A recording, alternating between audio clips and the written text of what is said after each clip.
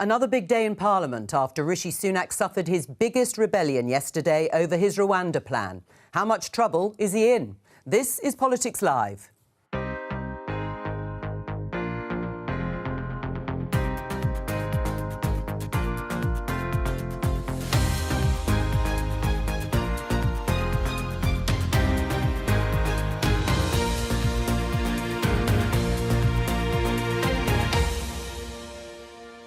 Joining me, Conservative MP Jonathan Gullis, Labour MP Emma Lewell-Buck, Noah Hoffman from The Sun and Jane Merrick of the I newspaper. Today, the Prime Minister faces another key vote over his Rwanda bill. We needed it beefing up, we needed it strengthening over the next few days, and I can't be in a position to vote for something which I don't believe in. Even if there are minor differences in emphasis, there is a fundamental singleness of determination to ensure that this policy works. This Tory rebel says he could vote against the entire bill. So can the Prime Minister get it through? Are we likely to be fighting more wars in the future? In 5 years' time, we could be looking at multiple theatres, including Russia, China, Iran and North Korea. Also today, why is inflation going up again? We have a plan. We've taken very difficult decisions to bring inflation down. That plan is working. And we'll have all the action from Prime Minister's questions live at noon.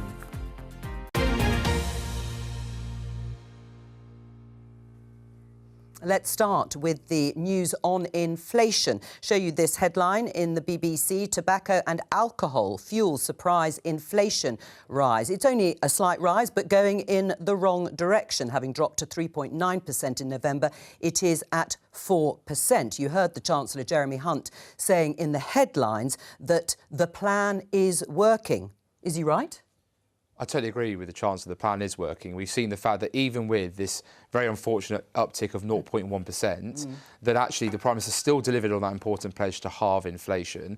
We saw the revision in the figures for November that said actually there was 0.3% growth in the economy, which was not expected and was a shock in the system too, as well as vacancies, another 49,000 filled in the last 3 months of 2023 as well, getting it below that 1 million mark that has forever been kind of a big number that we've needed to resolve. So the Prime Minister's got a plan. And we've also seen as well the first tax cut, big tax cut, average of £450 for the average worker. Even though the overall tax burden is rising. And which will also create, by the way, 90,000 new jobs, because the tax on national insurance is a tax on jobs. Right. So the government takes credit regularly when inflation is falling. So can it take credit for it rising as well? Well, you've rightly pointed out, as of every mainstream media, that ultimately what's happened here is that alcohol has been a fuel as well as tobacco. That's something that we've expected and seen across, by the way, all of mainland Europe, France, Germany, Italy. This has not been the exception to the rule in the United Kingdom. This is happening across the world. So the Prime Minister is right to carry on with his plan, and he has my full backing as well as the Chancellor. Is the Chancellor right? The plan is working. It is only a slight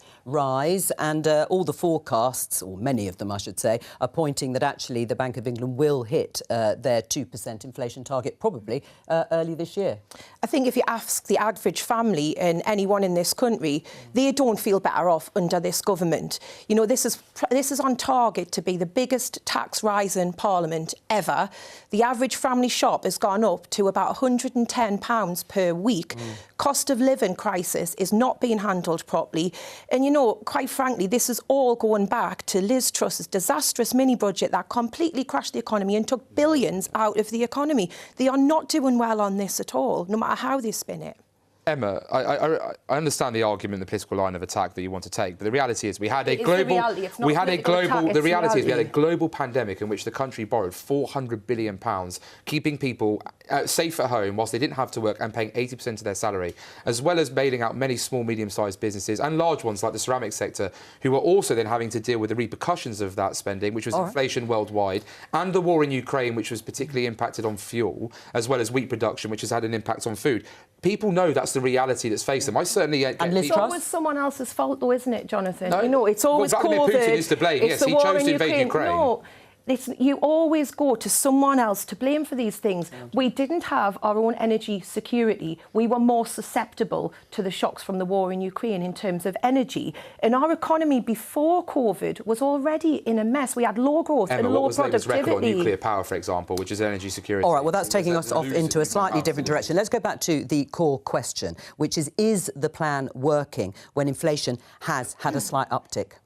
Yeah, I think both Jonathan and Emma have correct and good points. Jonathan is right that the government's plan to reduce inflation is working. And as he said, a lot of what was behind this rise was tobacco duty and alcohol duty. But it's important, as Emma pointed out, not to lose sight of the fact that even though inflation has come down, there was this minor uptick, but will probably come down again, your average family, your average man and woman down at the pub is still really feeling the crush of the cost of living crisis. And at March's budget, Jeremy Hunt has big shoes to fill in order to make these families no longer feel that burden that they are currently really struggling with. Yeah, because although inflation had come down, prices are still rising, just more slowly, pretty well across the board. It will be about how people feel. Can Jeremy Hunt legitimately say the plan is working? Yeah, absolutely. I mean, what it shows is you can have all the plans in the world, but it's always external factors at play with inflation, the war in Ukraine and obviously the COVID pandemic, as you said.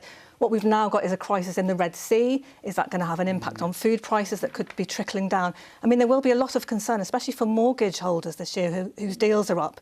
The Bank of England are going to be so much more cautious about reducing interest rates if there is any flattening off in inflation. Right, let's talk about Rwanda. We said it's a big day. Well, it was a very embarrassing day yesterday for the Prime Minister, Rishi Sunak, when so many of his MPs, including our guest Jonathan Gullis, basically gave thumbs down to his flagship Rwanda plan by putting forward amendments that didn't get through in the end. But they are saying it doesn't work. Will that harden into something much more difficult for Rishi Sunak today if those MPs decide to go further in their opposition and vote down the entire bill? Let's have a look at the front pages. The Daily Telegraph. 60 Tories turn on Prime Minister in Rwanda rebellion. The Times has this on the front page. Sunak hit by resignations. You heard from one of them, Lee Anderson, the former deputy chair of the party, in the headlines. And biggest rebellion yet.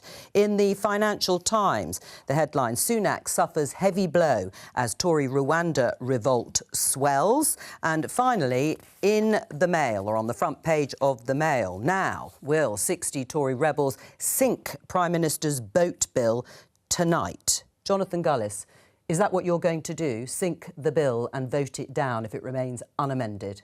I think you know, Jo, that my total focus is on the amendments that we've got before us today, which is one, to make sure that colleagues are willing to walk through the division lobbies with us when we call it to a vote, unless the government is willing to accept them. And I hope that I can get into 10 Downing Street and have a conversation with the Prime Minister and his team to make it abundantly clear that it is time to accept these amendments. There is groundswell support on the backbenches of his party. And the amendment today in particular, because this is an important one, the European Court of Human Rights and their Rule 39 Bajama injunctions, which was never part of the original convention we signed up to in 1950. And is actually is not accepted by most European nations as an actual a bolt onto the law. All right, you've set out your pitch. If it's unamended and there is no indication that I have seen that number 10 is going to change its mind, if it is unamended, that bill, will you vote it down? I have said very clearly, if the bill remains unamended, I will at the bare minimum abstain, as I did on second reading. I still leave voting against on the table as an option, but I will want to do that collectively with colleagues if there are enough colleagues who believe that is the right thing to do. And what are the numbers at the moment? Well, Jo, I'm not a numbers guy. I'm just a guy who's busy. You just said speaking to your colleagues. I'm speaking to colleagues, but I'm not sort of sitting there crunching over numbers, because colleagues have got to make important individual decisions. And, of course, it's a hypothetical what happens at this stage, because, look, even though it may be a number of hours, a lot can happen in that time. The Prime Minister could suddenly accept amendments, table amendments that are effectively copying what we've already done, could agree to move third reading to a week's time instead so we can have that time to talk. But, you know, these are all things that we have to weigh up. Does it sound as if Jonathan Gullis is not going to vote down the entire bill if it stays unamended, and Rishi Sunak will be OK? So there are a few issues that I imagine people like Jonathan and colleagues who agree that the bill needs to be, his colleagues who agree the bill needs to be hardened up will be considering. One will be optics. At a general election, I imagine, Jonathan, you're going to go to the public and say the Tories are the party who take immigration seriously, who want to stop the boats. Labour doesn't have a viable alternative in terms of a deterrent for the small boats, so you have to vote for us. But I think what people would question if there is this large rebellion today is how can the public believe you if you don't even believe your own party, if you don't even believe in the bill that your government is putting forward. So the optics of a lot of rebels walking in the voting lobby with Labour could be tricky come a general election. Then there'll also be yeah, so that's one big... Well, let me just put that to Jonathan. I mean, how will you explain to your constituents no flights will take off to Rwanda at all if you vote it down? It's a very fair challenge from Noah, and it's certainly something that colleagues are pondering. And ultimately, no Conservative colleague disagrees with the Rwanda scheme. The argument is all about the supremacy of international law and whether or not, and I personally believe, that international law does not trump our ability to control our borders and to secure our nation. It was voted for in 2016. It was reaffirmed in 2019 to get Brexit done. I represent a 73% Leave area, an area where 53.5% of my constituents from that poll, in fact, I think Emma's own constituents in that Telegraph poll also show that they want people detained and deported without a right to appeal. That is the reality of the majority of this country. Well, is that I'm true? fighting for Do you them. agree with that? Is that what people tell you? I think I can speak more for my constituents, and I would say with some certainty that, yes, migration is an issue, but they certainly do not want people deported to Rwanda. They would like this handled in a proper and sensitive way. At the moment, we're paying £400 million for nothing, £8 million a day to keep people in hotels, and we're having to watch this Tory psychodrama yet again play out when the country is crying out for good government. And you're talking about dispensing. Again, the Tories seem obsessed with dispensing with international law and norms that protect us. The ECHR comes up time and time again. That legislation protected and got that come until 2005. That legislation got justice for people in Hillsborough, for John Warboy's taxi rapist victims. You know, you're talking about dispensing with stuff that actually protects us. I'm sick of the Tories playing fast and loose with the laws of this country because it doesn't suit them. Jo, very importantly, we have a Human Rights Act, we have the Equality Act, we have thousands of pieces of case law and common law that we use, as well as the Supreme Court that we've literally seen keep checks and balances on the legislature and the executive. So actually what we have is a system already. We don't require a judge in Strasbourg to, at the last minute, allow this injunction to come in. And as for Labour, let's be perfectly frank, your plan is to join some EU quota sharing scheme that will see our borders surrendered to your bodies in Brussels, will have 100,000 plus people coming from Italy, Greece, who will end up needing more hotel spaces, more school places, more strain on our NHS, and therefore more of a cost to the British taxpayer. Well, Emma, what is your plan? Is that what's Jonathan, you're just so predictably tiresome. You know, we've repeated time and time again what our plan is.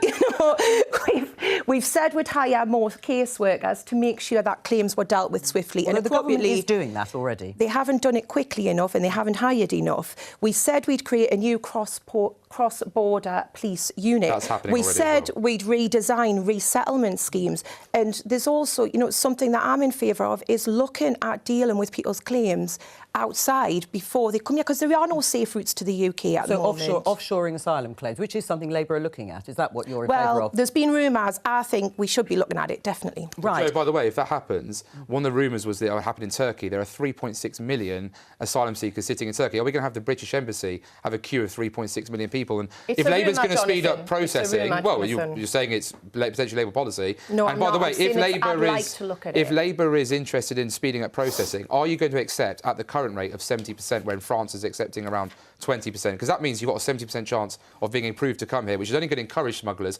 to tell people to get in those boats. A lot of rhetoric and strong words and passions running high over this in a pretty big section of the Conservative Party. But in the end, is Rishi Sunak going to get this bill through? I think it's not looking great, actually. I mean, last night there was 60 strong rebellion. Today there could be maybe not as many, but it will still be a huge blow to his authority. Even if he gets the bill through, his party is completely riven by splits. He can't change the bill because the One Nation caucus will be up in arms. On the other side. There'll be resignations from higher up in government if there is any possibility of moving away from international law. I think Rishi Sunak, it shows he doesn't have the authority over his party because he cannot get through one of the core pieces of legislation through Parliament. I mean, that's true, isn't it? I mean, this is a huge blow to Rishi Sunak's authority, whichever way you look at it. And even if, at this point, the bill gets through, it still has to go to the Lords, of course. Yeah, so first of all, I think despite the major rebellion yesterday, it will pass. I was talking earlier about considerations around how it would look, the optics in a general election if this vote failed and government failed at a third reading for the first time since 1977. But a lot will also depend on the whipping operation among the rebels and whether there's perceived to be a critical mass to vote against the government. I think that will hold a lot of sway over whether people decide to vote against it. But yes, the overword used in Westminster so often is febrile, but it genuinely is very febrile.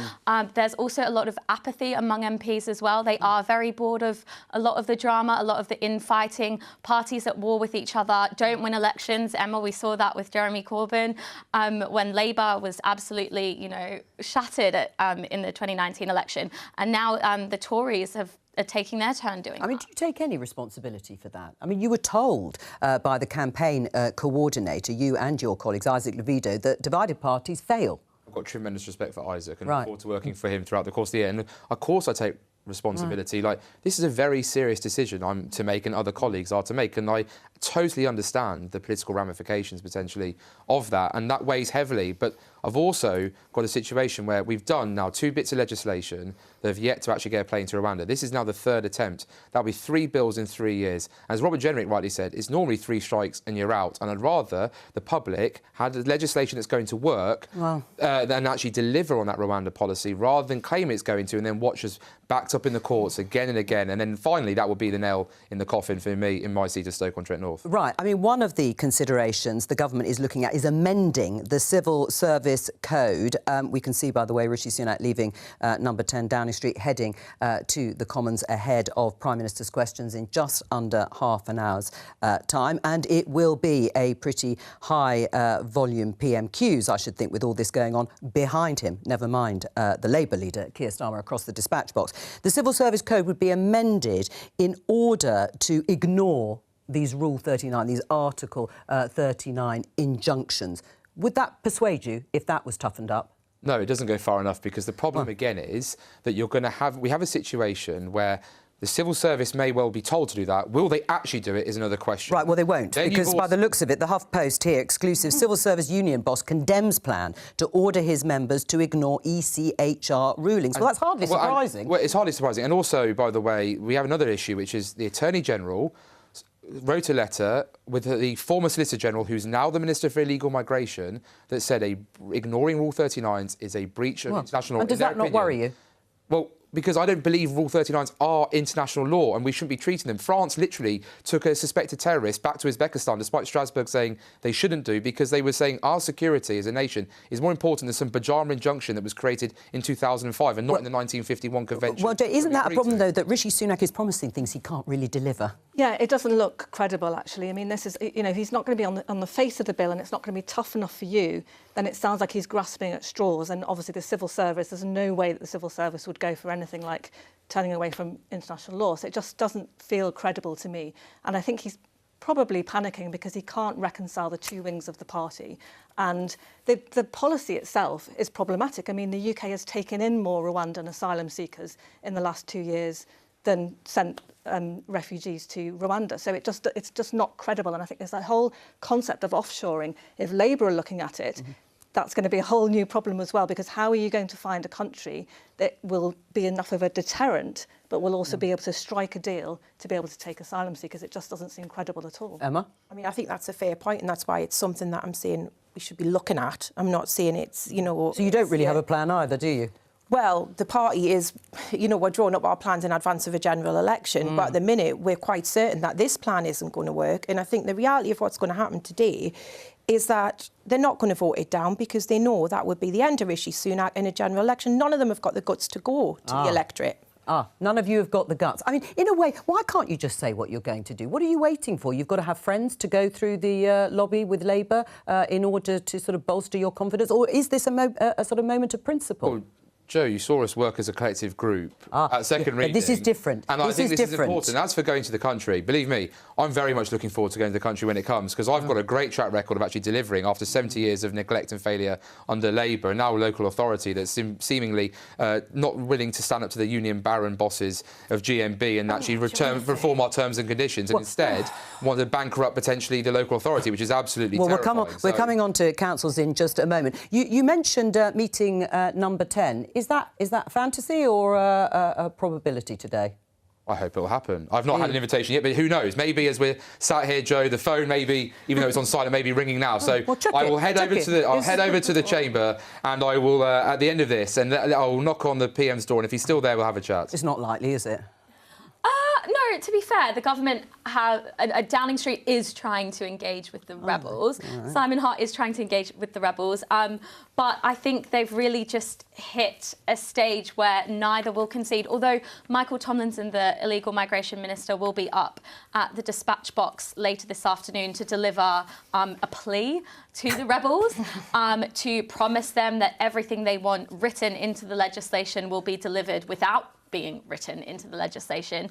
How well that goes down with Jonathan, with the New Conservatives, we'll see later tonight. Well, that's all happening this afternoon in Parliament. Hours of debate to look forward to before that third reading vote, if indeed it happens. Please join my colleague Elizabeth Glinker tomorrow. She'll be presenting Politics Live from 12:15 and we'll be covering all the fallout.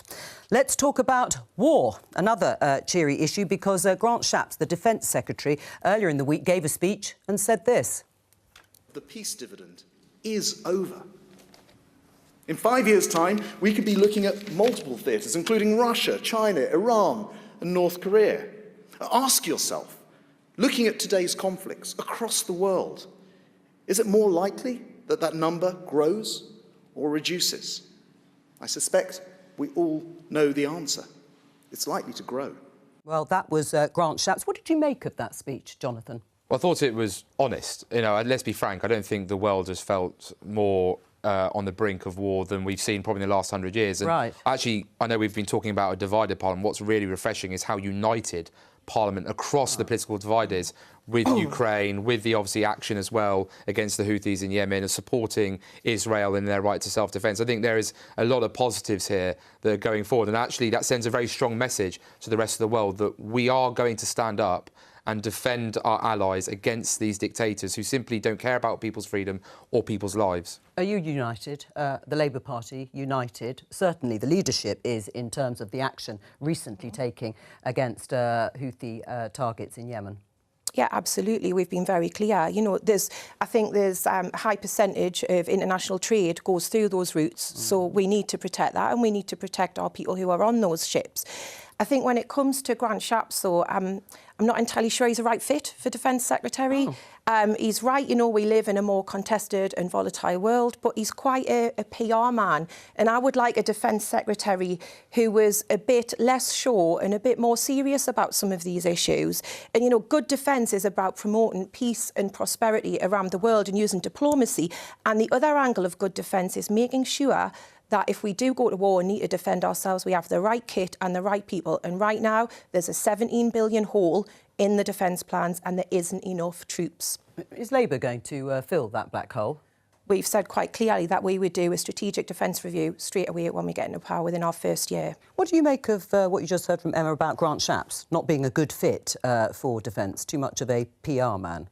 I think when Grant Shapps speaks about defence, it is very genuine. I think he does take it very seriously. I mean, we do know that he loves a social media video, like the Prime Minister, but I don't think that detracts at all from the fact that he takes the threat that the West finds itself in very seriously. Is he right?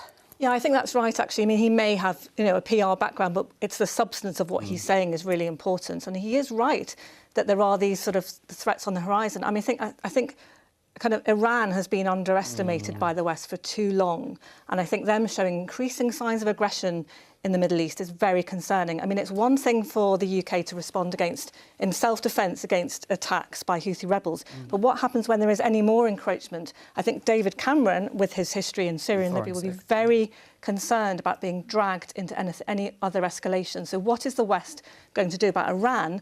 And what happens if Trump wins next November and he turns the US away from the world? What will the UK's role be in trying to strengthen the West against these new threats? Well, and what will Parliament's role be? Because Parliament wasn't consulted before that action was taken, that joint action, UK-US, against these military targets in Yemen. And it did have the full support of Keir Starmer, the Labour leader. Let's have a listen. National security must come first. There will always be urgent situations where Parliament can't be consulted beforehand. He didn't always think like that. A few years ago in 2020, he gave an interview where he said this. I would pass legislation that said military action could be taken if first the lawful case for it was made, secondly there was a viable objective, and thirdly you got the consent of the Commons. I think that piece of legislation is much needed. Okay. Should Parliament have been consulted before that action was taken against Houthi rebels? I don't think so. I think by the time we were consulted, it would have been too late. I think you've got to sometimes act in these situations, and you can't always put that to Parliament and recall in Parliament for that. That would have been over a weekend. The cost to the public purse of all of that as well. And then you've also shown your hand about what you plan to do as a nation. It would have just been futile. Right, so he was right to change his mind, Keir Starmer, since 2020. I mean, when should Parliament be consulted? There was a statement and a debate, but should they be consulted before any further military action is taken? I think if we're talking about going to war or boots on the ground or any serious, military effort, then of course Parliament should be consulted. But I think this was slightly different. Right. I mean, he did say in 2020, Jane, I would pass legislation that said military action could be taken if first the lawful case for it was made, and secondly there was a viable objective, and thirdly you got the consent of the Commons. Well, it wasn't. I think obviously the context then was he'd just been elected leader straight after Jeremy Corbyn. He was sort of in a transition phase of he'd just been campaigning on he would be a continuity candidate from Jeremy Corbyn. And of course, he isn't. He's much more sort of centrist than Jeremy Corbyn was. And I think he's right to change his mind. I think on the balance was completely right in this case. It was a case of self-defence. As Emma says, you don't want to show your hand. I think there are cases where you do need to consult Parliament, but not when there is a clear-cut case for self-defence, as there was in this case. And people are supporting this sort of action that was taken decisively, it seems, by Rishi Sunak. Yeah, and I think, Keir Starmer has changed his mind on a whole swathe of issues. So it's not surprising he changed his mind on this one, although he changed his mind to the correct position. I think a lot of people will agree. But what I think is more concerning to the public than Grant Shapps enjoying a PR video is the fact that there are a handful of MPs in Labour who unfortunately thought that the defensive strikes against the Houthi terrorists were, to quote one of them, deplorable. These are Labour MPs, who are still very much have the whip, who are going out to marches and saying that, the UK should not be defending itself. And it seems to imply that the UK should just sit there and cop it while these cargo ships are targeted. Emma? I didn't spend my weekend trawling through my colleagues' tweets. I had better things to do, and I suppose that's a matter for our whip, not for me. Right. I disagree with them, obviously, based on what I've said today, and like I say, that's a matter for the party, not But me. there is one issue you are at odds with the leadership, and that is over calling for a ceasefire in Gaza, which is not the Labour Party policy. I think I'm right in saying, did you vote in favour of the SNP amendment that called for an immediate ceasefire? So why is Keir Starmer wrong on that issue? Well, we had robust debate in the party.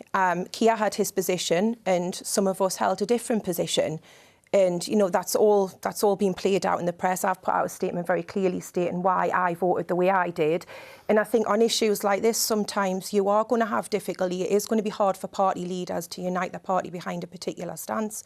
And that's just politics. Should Parliament have a say, though, before any further action is taken, whether it's against Houthi rebels or, if Grant Shapps is right, there are other theatres of war? I'm personally a supporter that military action is the role for the executive to hold, which is obviously the Prime Minister, and therefore should be made decisions with him and the Defence Secretary. I have no issue with Parliament being consulted, as in updated of what's going on, but essentially I trust our elected leaders working with our armed forces to make the right decisions in what is in the interest of our country in terms of national defence as well as that of our allies, and I will always hold that view.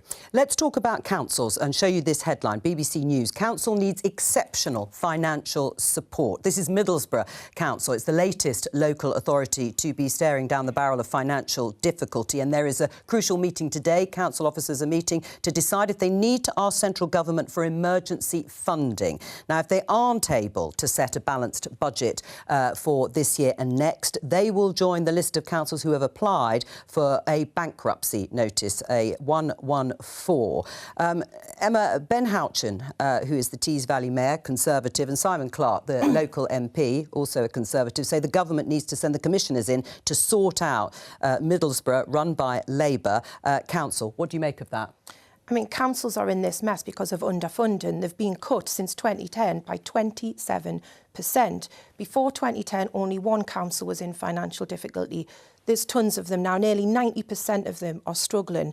That is on the government. They have underfunded public services, so the pressure on local councils has been more, and then they've cut them. So don't be surprised when they suddenly start to go under. Right, well, do you agree with that? Emergency funding should be given by the government. Well, first of all, I totally accept that local authorities are doing an awful lot, and of course the impact of inflation has a huge impact on them. I'm not blind to that, to see it in Stoke-on-Trent. It's also fair to say the government has just settled a £64.1 billion financial settlement for the 24-25 financial year. That's an increase of £4 billion. That is not to be But should they step in and save this council? Well, I think that commissioners should be going in to have a look at what's going on. I mean, as I said earlier with Stoke-on-Trent City Council, there's some very tough decisions being made. But my concern with that is that the terms and conditions for the employees of the City Council has not been modernised, which could bring in millions of pounds worth of saving to the local taxpayer without having to see further services cut. And the fact that Labour-led Stoke City Council has chosen not to do that because ultimately they're kept at bay by their union baron bosses to not do that, I find very depressing and saddening indeed. Emma? I've just said 90% of councils are in this situation. So Jonathan's trying to make it, a party political stance. And essentially, you've got Tory, Lib Dem, Labour, independent councils all going under. And the common theme they will all tell you is they have been cut and cut and cut by the government. And what the government's answer to this has been to just put them in a bidding war to apply for piecemeal pots of money for levelling up or high streets funds that really do nothing. They need a long-term funding settlement. Well, levelling up so is a lot for Stoke-on-Trent. Levelling up is bringing a lot of new jobs, a lot of regeneration to our great city. And it's really sad to hear a Labour MP say it's just piecemeal when actually Labour didn't invest in those areas for 70 years. And that's why you got a Tory MP in 2019. It's not impacting everywhere. You're putting councils into this pot where they have to pay an absolute fortune to bid for small pots of money that will do very little in terms of regeneration. 56 million is not small. 56 million is the largest. When you look at the amount you've took out, 56 million is the largest amount of small. anywhere the UK has received, and that was Stoke-on-Trent, a 17.6 million Kidsgrove Town deal Well, that saw Kidsgrove Sports Centre reopened. Give it to Tory councils. Why was Labour in between 97 and 2010, and they had 3 Labour MPs in Stoke and a Labour council? Why was there no regeneration investment then? In fact, the Labour-led council spent 40 million on a shiny building for themselves to fit their overinflated egos in, rather than actually invest in the local people of our area. Councils going under a Labour government like they are now. Right. I mean, your party was in minority control of the council, that's in Stoke-on-Trent, up until May. So is it their fault? Well, actually, I'm glad you gave me the opportunity to talk about Stokes. We've got children's social care. What's one of the biggest issues with our legacy of the social care? Question. I am onto the question. Children's social care is a very specific problem where we've got a huge overspend, and that's where we've asked the government for financial support in that very specific area, because sadly we have over 1,000 children in care, which is far too many, and that's because we've had a system where we've been quickly trying to take kids out of their homes or their families rather than work with parents who are, in lots of cases, very well-meaning but just require that additional support. But what's to blame? Mismanagement by individual administrations. And I mean, if you look at Middlesbrough, we've been talking about Stoke-on-Trent, but if you look at Middlesbrough, yes, it's Labour-run, but it was under a Tory independent administration, again, until last spring. Well, I think there's a number of factors. Inflation in recent times has had a huge impact, and none of us are blind to that. Every household has suffered that as well. Of course, we are asking local authorities to do a lot, and there is, therefore, and I think Labour has opened on it more than maybe the Conservatives have, talked about this idea of devolution. If we really want devolution, if devolution is to work, then we can't be in this halfway house. We either have to go full hog for it and give those powers for local authorities to be able to raise revenue, increase housing stock and benefit from that financially, or we have a more centralised approach where Westminster dictates more. And maybe then we look at the role of local authority, actually, what's their purpose? I'm all up for that debate, personally. Right. Well, what do you make of the debate? At the moment, councils like Middlesbrough are really looking down the barrel in terms of what's going to happen to them, and they've got huge services to run.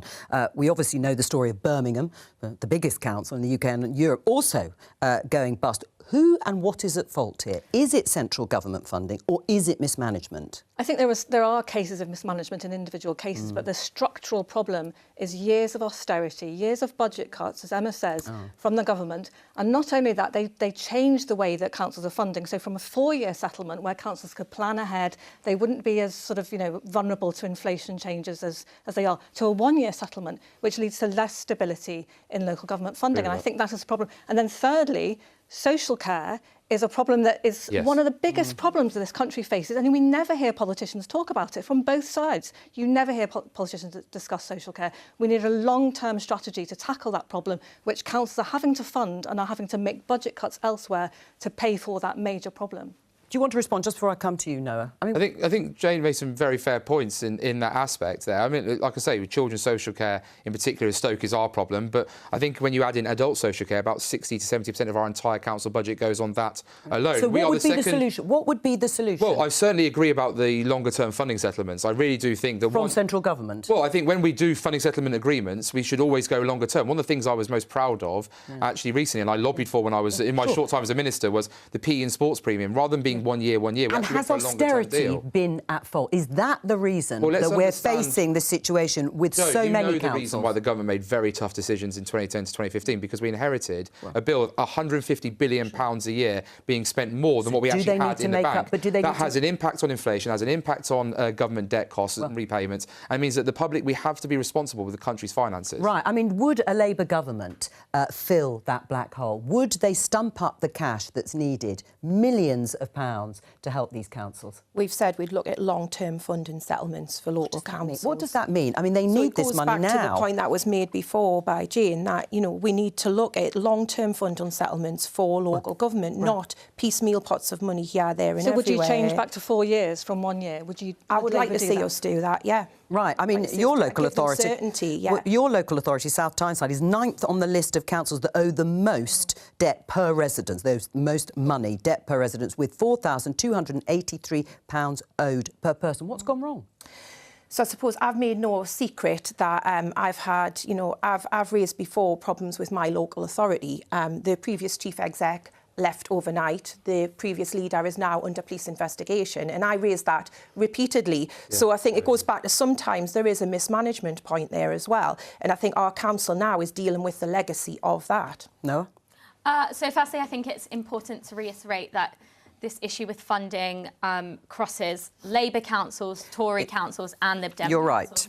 right. And I agree with Jane. It is a combination of mismanagement, and you can, on the gov.uk website, you can read all of the various reasons and areas where this mismanagement has taken place, where money has been wasted. But, I mean, Emma is correct that there's been a really big shortfall in funding from central government, and whoever's in power will probably need to stump up quite a lot of money because the services councils are providing are essential. Right, and would people, do you think residents in your authorities would be prepared to pay more? No. Ah, well, Jonathan, therein lies the problem. People don't want to pay more. People don't want to pay more council tax. Councils are saying they're going to have to increase it above and beyond what they're allowed to at the moment in order to fund core services. Well, Jo, look, I'm not trotting our government on. I'm actually giving you my honest opinion, which is that we have to have an honest conversation about what do we expect from local government? What do we want local authorities to actually do? Is it time for social care maybe just come under the NHS department, or the Health Department for Health and Social Care, rather than on the local authority? If it is going to be on the local authority, then absolutely. We need to have that very clear long-term plan. And whilst we're doing lots of things in Stoke, trying to use new technologies in order to be able to earlier diagnose or to catch that where people may need support, as well as offer, you know, build our internal capacity for housing children who've been removed from their parents, or building more SEND schools so people don't have to be bussed out of area, which also costs a lot of money. We're desperately trying to do that. But there has to be an honest conversation. What do we want local authorities to be and do? Emma? I think on the council tax issue, I think the big problem is that there's not enough accountability and scrutiny in local government. I think if people could see more of what local government's up to, then they might trust a bit more and be OK with an increase in their council tax. I think as it stands at the moment, some local authorities, quite frankly, there's no scrutiny on them at all. You know, if you look at the scrutiny that's on national government, and through the Levelling Up Bill, I try to introduce more scrutiny mechanisms on local government, especially if we're going to be devolving more and more powers down to the local level. They need to be scrutinised properly, and there needs to be proper accountability mechanisms, and right now there isn't. Right, we're about 6 minutes away from Prime Minister's questions. As we've said, a big important day again for Rishi Sunak. Let's find out a little bit more about the atmosphere over in the Palace of Westminster. We can talk to the BBC's Deputy Political Editor, Vicki Young. How big a moment is this, first of all, for Rishi Sunak? Well, it is. I mean, the bad news for him is that yesterday 60 of his own MPs decided that they would defy his authority. So clearly that was the downside for him. I suppose on the upside today, it's interesting that the three who resigned or sacked, whichever way you look at it, over this issue, have all said publicly that they will back the vote. They will back the government at third reading. So I think that does suggest, and I think the government feel pretty confident that they can get this through. But there's no question that the whole ill discipline, if you like, you know, there is a point of principle here, yes, but the ability for the Conservatives to fight amongst themselves, it does feel at the moment as if there was a Tory MP in a room on their own, there would still be an argument. And I think that makes it very, very difficult for Rishi Sunak, you know, to govern and to lead his party. So, you know, I think that's the problem for him. But of course, he needs this flagship priority for him. He needs it to go through. It would be highly unusual if it didn't. 1977 was the last time that happened, and if it were to be defeated, well, you know, then all bets are off, I think, really. But they feel, I think, quietly confident. Abstentions are always the worry when it comes to whips. I think they really worry because I think they fear that a Tory MP might think, well, I'm not voting against, you know, it's not as bad as it could be. But, you know, that becomes quite difficult. But it would need an awful lot of Tories to abstain for it to be a defeat later. Well, Vicky, we have one of those MPs, Rebel MPs, here in the studio who has today... I've spoken to my fiancée about arguing myself in my own room. Well, too much detail, maybe. But anyway, we won't ask Vicky that. But he's definitely pondering with the idea of abstaining. As you say, there could be accidental abstentions or a number of them that do tip it over the balance and Rishi Sunak doesn't get it through. But as it stands, let's focus a little bit on the state of the party. How would you sum it up, the parliamentary party?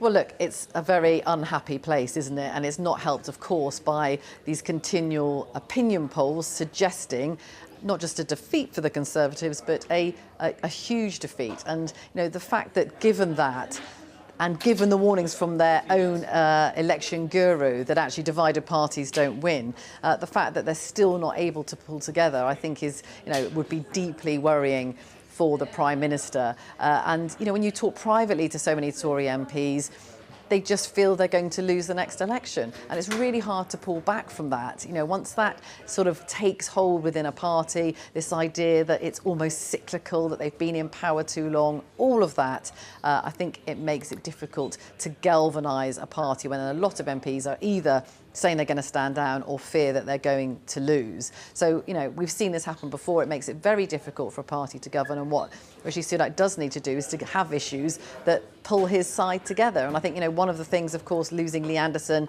as a deputy chairman of the party, you know, the face really for the Tories of the Red Wall, the face of those who voted Tory for the first time last time round. And, you know, if you lose them, then of course that makes the job of winning the next election incredibly difficult. Thank you very much, Vicki Young. You'll be joining us after Prime Minister's questions too. What do you make of what Vicky said about your colleague Lee Anderson? Is he the face of the Red Wall, now departed from his position as deputy chair? I would never challenge Lee's ability to be the face of anything. But I think he speaks with a lot of authority because of the fact he has been on that political journey that took place in 2019 when places like mine, they voted for the first time in their history a Conservative Member of Parliament. He went on that journey with them. But he's not going to vote He's not going to vote down the bill. He's just said that. Whatever he's choosing to do on third reading doesn't mean that he's not an authoritative voice of the Red Wall, doesn't mean he doesn't have a strong voice to be heard. And I always said on every media interview I've done prior to knowing that, that regardless of what happens with this vote, I hope the party reinstate him as the deputy chairman, because I think he will be a powerful voice and a powerful ally to us when we go into that election, and really be willing, because he's brave enough to do it, to call out Labour where they deserve to be called out on. Well, we have some breaking news, because the Rwandan president, Paul Kagame, has obviously been doorstepped, as we say in the trade, by an interviewer in Davos. And he says migrant deal is UK's problem, not his, and offered to refund the money. Now, there have been millions of pounds given already to Rwanda. I suppose that'll be some comfort to MPs and taxpayers here. The president of Rwanda, Paul Kagame, has said the current failure of the refugee deal with the UK is not Rwanda's problem. Asked if his country was safe for refugees after the Supreme Court deemed it not so, he said, ask the UK. It is the UK's problem, not Rwanda's. What do you make of that? What an extraordinary interview. I mean, that sounds... I mean, it goes back to what I was saying before. The problem is the policy. and you can amend the bill and change the bill, but the problem is the policy. You cannot convincingly have a policy when you cannot get anyone to Rwanda. You've taken more people from Rwanda than sent to. The policy is the problem. Jane, would it also be fair to say that based on what we've just heard there, and again, I want to read it word for word. I don't doubt you, Jane, but obviously I've read it word for word. But we were told that anything done to strengthen this bill would mean Rwanda would walk away from the table. Doesn't sound like to me Rwanda's walking away from the table. They're saying it's up to the UK to solve. Doesn't sound like.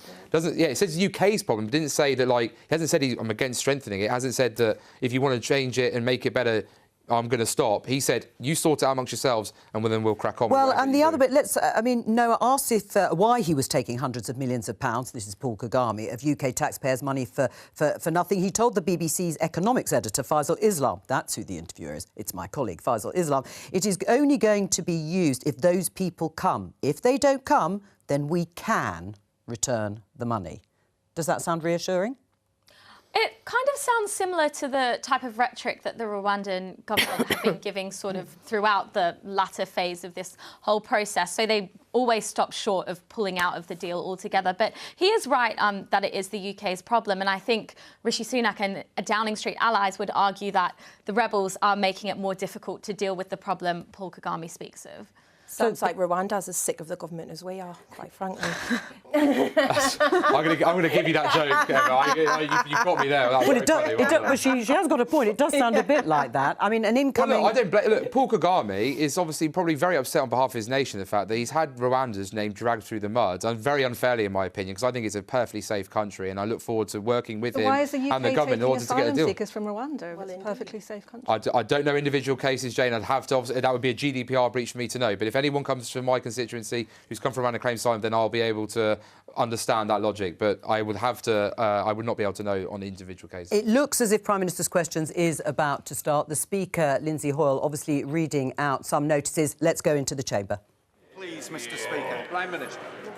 Mr. Speaker, this morning I had meetings with ministerial colleagues and others in addition to my duties in this House. I shall have further such meetings later today. Jason McCartney. Thank you, Mr. Speaker. According to the Alzheimer's Society, nearly 5,000 people are currently living with dementia in my Colne Valley constituency, of whom 3,153 have had a formal diagnosis. That figure went up by 1 this week with my dad's diagnosis.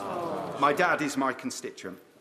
Will my right honourable friend pledge to make dementia a priority by driving up diagnosis rates, bolstering dementia research, investing in social care and improving access to the most innovative diagnostic methods and improving access to new life-changing treatments? Prime Minister. Well, can I send my warmest wishes to my honourable friend and his father and family, and I recognise that a dementia diagnosis can bring worry, both for the person who is diagnosed, but also their wider family. And my honourable friend is absolutely right about the timely diagnosis of dementia. It's vital to make sure that those affected can access the care and support they need. NHS England is actually carrying out a pilot to make sure that we can improve dementia diagnosis in care homes. Our major condition strategy also includes a focus on dementia, but crucially, as my honourable friend said, we are now doubling the funding for dementia research so we can help everyone, including his father. We now come to the Leader of the Opposition, Keir Starmer. Can I send my best wishes to the honourable member and his father also, and all those suffering in this way? Mr. Speaker, I can't let today pass without saying how saddened I was by the tragic death of Bronson Battersby, aged just 2, who died in heartbreaking circumstances in Skegness. I know that this House will join me in sending our deepest sympathies to his family. Mr. Speaker, the government has been forced to admit that it has lost contact with 85% of the 5,000 people earmarked for removal to Rwanda. Has he found them yet? Prime Minister. Mr. Speaker, what I can tell the honourable gentleman is that in spite of him blocking every single attempt that we have taken, we have managed now, because of our actions, to reduce the number of people coming here by over 1/3 last year. remove over 20,000 people from this country back to their home countries, carried out 70% more illegal enforcement raids, arrested hundreds of people, closed down thousands of bank accounts, and processed over 100,000 cases, the biggest number in over 20 years, Mr. Speaker. That's because on this side of the House, we want to stop the boats, we have a plan, it's working, and with him, we would just go back to square one. My first thought is, how do you actually lose 4,250 people? Then you remember that this is the government that scrapped HS2, but the costs are still rising by billions. This is the government that spent £400 million of taxpayers' money on a Rwanda scheme, yet can't deport a single person. And this is the government that waged a week-long war on the Greek Prime Minister for reasons known only to themselves. And suddenly you're reminded that, of course, this farce of a government could lose the people it was planning to remove. But he didn't answer the question, so I'll ask him again. Where are the 4,250 people that the government has lost? Where are they? Mr. Speaker, as I said, we've actually identified and removed over 20,000 people from this country back to where they belong. But he asks these questions about the Rwanda scheme, Mr. Speaker. Now, it is important that we get this up and running, because it's important, as the National Crime Agency say, that we have a working deterrence to resolve this issue. That's indeed how Australia solved this problem, and that's how Albania has worked for us. But we know he asked these questions, Mr. Speaker, about the detail of these things, but we all know he doesn't actually care about solving this problem, and we know this because when the BBC asked him about the Rwanda plan, they quizzed him and they said, if the numbers crossing the channel on small boats decline, i.e. so it's working, would you still reverse it? The Labour leader said yes. It's crystal clear he doesn't have a plan, and it will be back to square one, Mr. Speaker, spending £400 million on a plan not to get anybody to Rwanda whilst losing 4,000 people is not a plan. It's a farce. Only this government could waste hundreds of millions of pounds on a removals policy that doesn't remove anyone. Only this government could claim that it's going to get flights off the ground only to discover they couldn't find a plane. Only this government could sign a removal deal with Rwanda, only to end up taking people from Rwanda to here. But he still hasn't answered the question. So I'll try again. What progress has he made in locating the 4,250 people his government has apparently lost? He's dodged it 3 times. Where are they? Mr. Speaker, it's the same thing again and again. Here we are talking about what we are doing, but I'm happy to go over it, Mr. Speaker. What are we doing? We've increased the number of illegal enforcement raids by 70%, leading to thousands of arrests, using powers, Mr. Speaker, that he blocked in this House. We have closed down thousands of bank accounts of illegal workers, again, using powers that he blocked, Mr. Speaker. Order. Mr. Do you want that early cup of tea, or are you going to be a little bit more silent, Prime Minister? And, Mr. Speaker, as I said, we have worked through a record number of cases and returned a record number of people back to where they've come. All of that is a plan that is working, and we can see that it's working because the numbers of people coming to this country are down by over a third, Mr. Speaker. But again, it is a bit rich to hear him in here pretending that he cares about how we actually stop the boats when he's been crystal clear. He's been crystal clear and said that even if the plan is working to reduce the numbers, he would still scrap it, Mr. Speaker. It's because he has no values, no conviction and no plan. It is back to square one.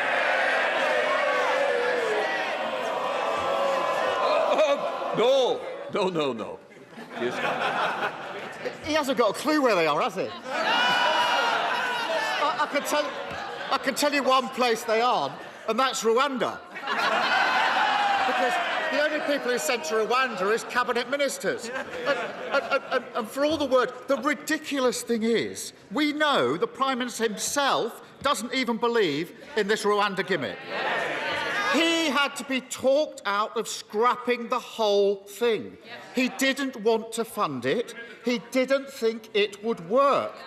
When he sees his party tearing itself apart, hundreds of bald men scrapping over a single broken comb, doesn't he wish he'd had the courage to stick to his guns? Well, Mr. Speaker, now, I have absolute conviction that the plan we've put in place will work. Absolute conviction, because I believe it's important that we grip this problem. Now, he spends a lot of his time in this House talking about his time as a lawyer, Mr. Speaker, and I would urge him to listen to them, because Lord Wolfson has said that our bill severely limits the... Four eminent KCs have said that it is undoubtedly the most robust piece of immigration legislation this Parliament has seen, and Mr. Speaker, a former Supreme Court... I want to hear what the Prime Minister's got to say, because it matters to my constituents, those who feel it doesn't matter to those. Please leave, Prime Minister. As I said, Mr. Speaker, four eminent KCs said this is undoubtedly the most robust legislation passed, and a former Supreme Court Justice has been clear that the bill would work. But I know, Mr. Speaker, he's always been more interested in what lefty lawyers have to say, Mr. Speaker. I've even got here the textbook that he authored for them. And it's called, and I quote, European Human Rights Law by Keir Starmer. So... Prime Minister! Prime Minister, when I stand up, please sit down. Can I just say, we don't use props in this House, and I will certainly ensure that if you do need reminding, I certainly will. Keir Starmer. It's such utterly pathetic nonsense. He's been brutally exposed by his own MPs yet again. He's got one party chair who says she hopes the Lords will rip his Rwanda deal to pieces. He's got two more who had to quit because they don't think it'll work. All of them appointed by him, all now in open revolt against his policy, each other, and reality. Is there any wonder they all think this gimmick is doomed to failure when the Prime Minister himself doesn't believe in it? Mr. Speaker, it is rich to hear from the honourable gentleman about belief in something, because it will be news to him. It is actually the case that you can believe in something and stick to that position on this side of the House.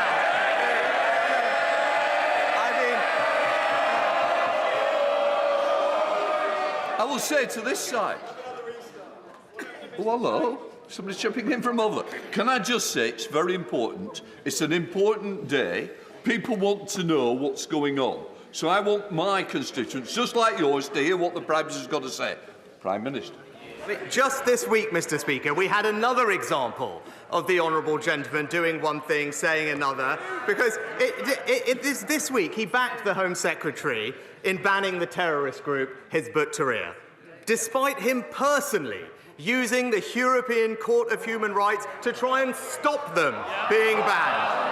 And don't take my word for it, Mr. Speaker, the extremist's own press release said, and I quote, the Hizb ut-Tahrir legal team led by Keir Starmer.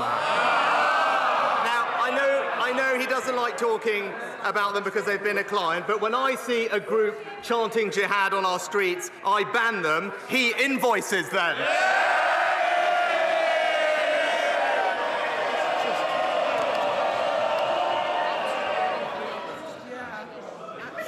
Because there's 8 questions that I think some of you may want. Well, I'll tell you what, there's some's already gone off the list who wanted them. Keir Starmer. Mr. Speaker, if he stuck to his position, he'd be voting with us. He'd be voting with us. His former Home Secretary says the plan won't work.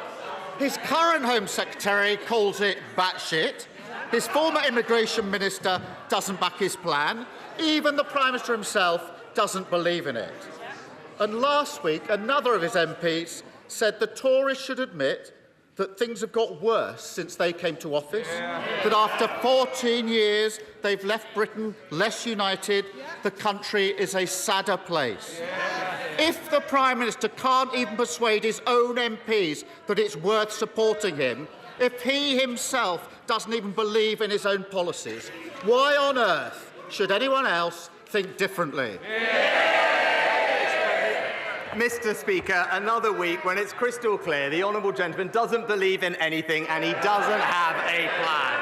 Now, while he talks the country down, let me update him on what's actually been happening in the past week. Inflation more than halved from 11% to 4%. Real wages rising. Real wages rising for the 5th month in a row. Last week, rates started falling and millions of people benefited from a tax cut worth £450. So while he takes us back to square one with a £28 billion tax grab, let's stick with a plan that's delivering a brighter future for Britain. Mr. Speaker, it's against the law to silence victims of crime, but that's exactly what the Post Office did through the use of non-disclosure agreements. And this is just the most recent case of NDAs covering up mismanagement, misconduct and even crimes at work. Will my right honourable friend, the Prime Minister, consider banning their use in all severance agreements once and for all? Minister. My right honourable friend is right to raise an important point, and the ability to speak out about things is key to unlocking justice. And while NDAs can have a place, my honourable friend is right to say that they shouldn't be used to stop victims of crime, in particular, getting the justice that they deserve. I can tell her that the Ministry of Justice are carefully considering how to best address this issue, including legislation, and I know that my right honourable friend, the Justice Secretary, will keep the House updated on further progress. Leader of the SNP, Stephen Flynn. Mr. Speaker, when people woke up today in homes that they can't afford to heat with mortgages that they're struggling to pay, to news that inflation is once again on the rise, they'll have looked to Westminster for answers. And instead they find a UK government which is tearing itself apart over how quickly it can send vulnerable people on a plane to Rwanda. Surely the Prime Minister must understand that the anger that some of his own backbenchers have towards him is no comparison to the anger that the public have towards his party. Prime Minister. Mr. Speaker, if the honourable gentleman did care about supporting working families to pay their bills, to pay their mortgage, why on earth is the SNP making Scotland the highest tax part of the United Kingdom, where the average, Mr. Speaker, not the wealthiest, where the average worker in Scotland is now paying more tax than they do in England? Stephen Flynn. Of course, Mr. Speaker, when it comes to the Rwanda bill, the reality is that if you want to stop the smuggling gangs, you should introduce safe and legal routes. But instead, the Prime Minister is seeking to weaponise some of the most vulnerable people in society. It is straight out of the cruel and callous right-wing extremist playgroup. His time in office is fast approaching its conclusion. Does he seriously want this to be his legacy? Prime Minister. Well, Mr. Speaker, as I said, it is important that we stop the boats because illegal migration is simply not fair, Mr. Speaker. It's not right that some people jump the queue, that they take away our resources to help those who are the most compassionate, that need our most help, and, by the way, Mr. Speaker, are exploited by gangs, and many of them lose their lives making these dangerous crossings. So I completely disagree with the honourable gentleman. The fair and the compassionate thing to do is to break these criminal gangs, and that's why we're going to stop the boats. Russell. Thank you, Mr. Speaker. Unexpectedly, 5 months ago, I had a heart attack. And thanks to the swift action of the NHS emergency services, it was caught early. So one stent operation later, I was on a swift path to rehabilitation and recovery and stand here today fighting fit and a bit lighter too. So along with encouraging everyone to visit the British Heart Foundation website to understand the early warning signs and get fantastic resources to help them, would the Prime Minister also join me in personally thanking everyone who helped to save my life and help me recover, including the East of England Ambulance Service, the teams at Watford General and Harefield Hospital, the cardiac rehabilitation teams, and everyone who supported me, especially my family, and my team, some of whom are in the gallery today, who helped ensure that I continue to deliver for the great people of Watford. I thank my honourable friend for sharing his story, and I know the whole House will be delighted to hear that he's made a swift recovery. We all wish him good health for the future as he resumes his excellent campaigning on behalf of his constituents in Watford. And I also join him in thanking our fantastic NHS staff for the life-saving work that they do up and down the country. We're backing them with record resources, from our doctors to our ambulance service. We are all in this House truly grateful for what they do. Caroline Lucas. Thank you very much, Mr. Speaker. Until the UK government calls for an immediate ceasefire, it is complicit in the horrors in Gaza. Not my words, but those of the head of Oxfam, who, like every single agency trying to operate on the ground, is clear that aid can't be effectively delivered while fighting continues.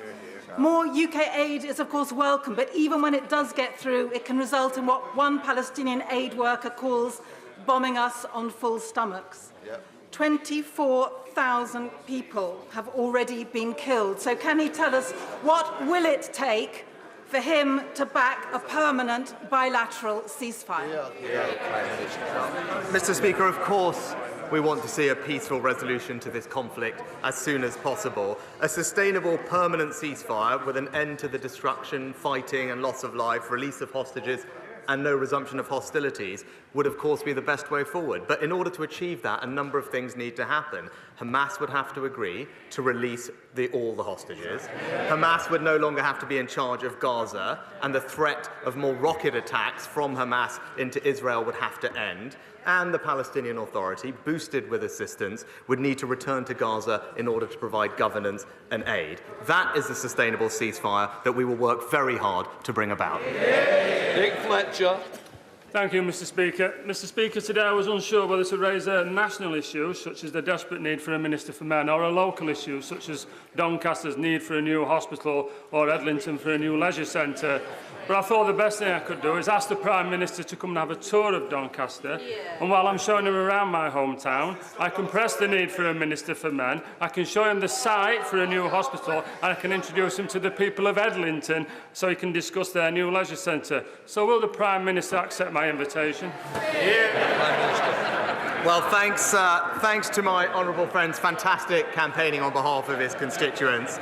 Doncaster City Council has received, I think, more than £80 million in levelling up funding to support its regeneration products. And most recently, Doncaster has been awarded £20 million in our long-term plan for towns over the next 10 years, which I know he is working very hard to make sure is prioritised for local people. I would be delighted to discuss those projects and his other ideas when I come and visit him as soon as my diary allows. Julie Elliott. Thank you, Mr. Speaker. 71% of requests for funding from the Community Ownership Fund aimed at saving libraries, pubs and village halls have been rejected since 2021.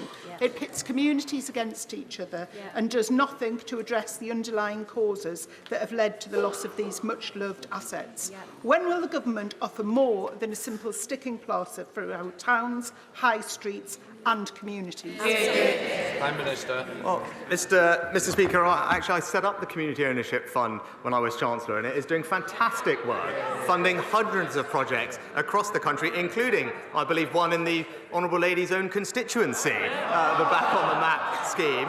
It is there to support local communities to take over assets, whether it's pubs, village halls or other community assets, and it's doing a fantastic job. It's right that there's a competitive process because we want to make sure that that money is deployed in the areas where it can make the most difference. Greg Smith. Thank you, Mr. Speaker. Overcrowding on Chiltern railways has become a daily misery for commuters from stations like Hadnam and Tame Parkway and Princes Risborough in my constituency, the root cause of which is an ageing fleet constantly breaking down and shorter trains having to be run. There are proposals on the table for both short-term additional capacity and long-term fleet renewal. So will my honourable friend, the Prime Minister, instruct the Department for Transport to fast-track those proposals so we can end overcrowding on Chiltern? Prime Minister. And I agree with my honourable friend that the performance on Chiltern hasn't been good enough in recent times. I know that Chiltern have recently begun engagement with the rolling stock leasing market, which will help reduce overcrowding, but also together with DFT, they're looking at providing additional capacity at peak times. So I know my honourable friend, the Rail Minister, will ensure that these plans continue to progress and keep my honourable friend updated. Patrick Ready. Thank you, Mr. Speaker. What exactly is it about the prospect of deportation to Rwanda that makes the government think it will be such a deterrent to asylum seekers? Does it think that life in Rwanda is somehow less comfortable, less secure, less safe than it is here in the United Kingdom? What does the government think is wrong with Rwanda that means asylum seekers won't want to live there? Speaker, it's not that there's anything wrong with it, it's just that it's not the United Kingdom, Mr. Speaker. And I have to point out to the honourable gentleman that deterrence works. We know that it works because our scheme with Albania has ensured a 90% reduction in arrivals from that country. Therese Coffey. Mr. Speaker, I know my right honourable friend the Prime Minister is committed to energy security and the development of renewables, as am I, and that's why Sizewell C started a DCO this week.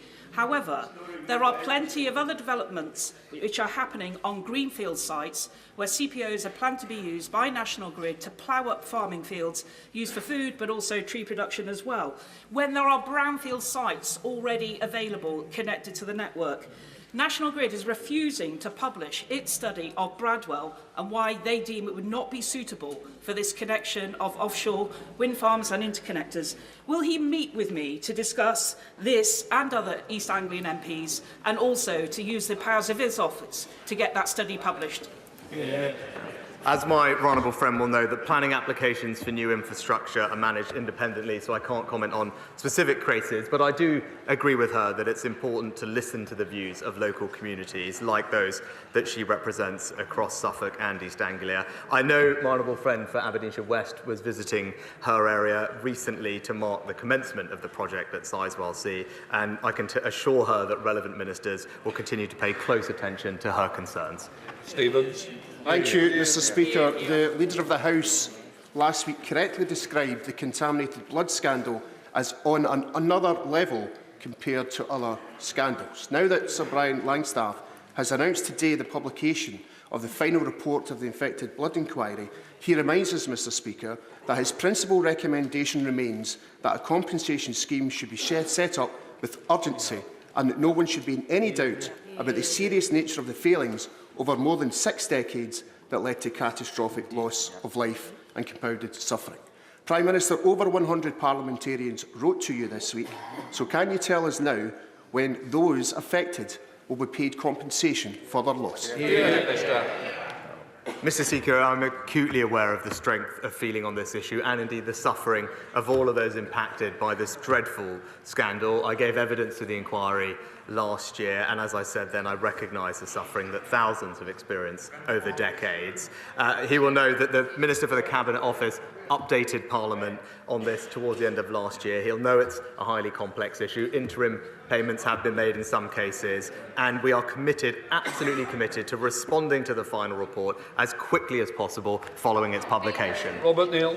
Mr. Speaker, last week, Conservative-controlled Bromley Council's children's services were rated outstanding by Ofsted in all 4 areas of inspection, only the 3rd time that has happened under the current framework. Will he join me in congratulating the officers and members of Bromley Council and perhaps even visit Bromley and see our new cost-saving civic centre? Well, perhaps not quite on my way to Doncaster, but I'll bear it in mind. But can I join my honourable friend in paying tribute to Bromley Council and all the officers involved in providing what is an incredibly important service in their local community and looking after some of the most vulnerable children in our society. They all deserve our thanks and our praise for their brilliant efforts. Dr. Rupert Hope. Thank you, Mr. Speaker. HS2 promised to transform intercity travel and my seat where Old Oak Common will be one day. But after Leeds and Manchester were ditched, it's London ends now in doubt. Could the PM today commit to ensuring it at least reaches Euston, or is he intent on stopping all transport forms, except private jets, maybe? Prime Minister. I think her leader might have something to say about the forms of transportation Mr. Speaker, and perhaps on HS2 as well, because I still haven't actually heard from him his position on the whole subject. But we have, Mr. Speaker, I would say Old Oak Common is destined to be one of the foremost stations in the country because of the station and the extra connectivity that it will have across London as the initial terminus for HS2 trains. And as we said at the announcement, we are working with the private sector, as we have done in other developments in London, to raise private money, save the taxpayer money, and deliver the connection to Euston as planned. Thank you, Mr. Speaker. I've just got back from the inaugural Women's Health Summit. During the summit, it was announced that the specialist maternal mental health services will now be available to women in every part of England by March. This is particularly pertinent for me after one of my constituents, Jessica Cronshaw, passed away whilst pregnant with her baby Elsie after suffering with severe pregnancy sickness, hyperemesis gravidarum. So can I thank the government for following through with this important reform and push him to keep going with the spirit of this reform so our NHS is fit for women in the future? Prime Minister. Well, can I thank my honourable friend for raising this matter, and I know the whole House will want to convey our sympathies to Jessica's family, but I'm pleased that the reforms that we are making will make a difference to women across the country in the future. We're committed to our women's health strategy, and I'm grateful that for her support and, again, her advice and ideas so we can ensure it delivers the care that we want it to across the country. Andrew Gwynn. The Conservative candidate for the Wellingborough by-election yesterday revealed that the Conservative Party had offered her a deal to be the candidate if the previous member, her partner, stood down without a fuss. The Prime Minister said just last week that candidate selection is all done locally within his party. So would he now like to deny that this secret deal was offered? Mr. Speaker, as I said last week, in our party, candidate selection is done locally. James Gray. Mr. Speaker, would my right honourable friend the Prime Minister agree with me that a remote rural hotel is just the wrong place to house asylum seekers and refugees from their point of view? And will you therefore join me in thanking the Home Secretary for announcing yesterday that the Wiltshire Hotel outside Rolwyn Bassett is in fact to be returned to its proper purpose in April? Minister. Well, I thank my honourable friend for the question. He's absolutely right. The use of hotels is unfair, and also it's unfair on local communities and also costs taxpayers £8 million a day. And that's why our plans to reduce the number of people coming has meant that we could close the first 50 hotels across the country, with more to follow. And I thank the Home Secretary and his team for their efforts. But fundamentally, the only way to resolve this once and for all is to implement our Rwanda scheme so we can have a working deterrent, and that's how we will stop the boats. Charlotte Littles. Thank you, Mr. Speaker. I've been contacted by desperate constituents who have rung every single pharmacy within a 50-mile radius of Warrington and still haven't been able to access their medication for ADHD. This has been going on for months and isn't just a Warrington issue. Pharmacists are calling it the worst shortage ever seen, with only 11% of people able to access their full dose this month. And ADHD UK have called the government's response pathetic. They're right, aren't they? So I'm very sorry to hear about the situation in the Honourable Lady's constituency, but the Health Secretary obviously heard what she said and is in touch with the relevant drug bodies to make sure we can have the provision of ADHD medicine to all of those who need it. Tom Hunt. For around a decade, over 200 of my constituents in the Mill complex in Ipswich have been caught in the cruellest form of limbo. There's deep structural problems with the building and cladding problems. A few years ago, they got about £50 million out of court settlement to make a contribution towards a cladding cost. The freeholder, NAMA, the Irish financial entity set up after the Irish banking crisis, ran away with that money, putting my residents and my constituents back in square one with little to no hope. Will the Prime Minister talk to the Irish tea shop to raise this immoral case and also meet with me to discuss a way forward for my constituents, who I meet with every week? Prime Minister. Well, I'm very sorry to hear about my honourable friend's case, but I'll ensure that the government looks into the details and gets back to him in shortest order about how we can support him and his constituents. Martin Doherty's close question. Number 10, Mr. Speaker. Mr. Speaker, I have repeatedly expressed my commitment to joint working with the First Minister of Scotland to deliver for the people across the country. Martin Doherty. I'm grateful for that answer, Mr. Speaker. While there's rightfully been much attention paid to the Post Office Horizon scandal, There is another shocking example of government and private sector collusion that began under the last Labour administration and continued under the Tories. Mr. Speaker, almost 200,000 mortgage prisoners who borrowed with high street lenders such as Northern Rock have become trapped after the portfolio was sold off to foreign entities like Topaz Finance and Heliodor, who have been creaming off extortionate revisionary standard variable rates essentially since 2008, leaving even those who kept up with payments in danger of having their home repossessed. 200,000 aspirant homeowners have had their dream taken away from. So can the Prime Minister, instead of playing catch-up with like he is doing with the Post Office scandal, meet with me and campaigners to discuss what more can be done for mortgage prisoners? Mr. Speaker, I am familiar with the situation for mortgage prisoners and something I worked on as Chancellor, and I know the Treasury and the current Chancellor have been engaging with campaign groups and others to find ways to resolve it. It's not an easy situation to fix overnight, but there are things that are being looked at as we speak. Douglas Ross.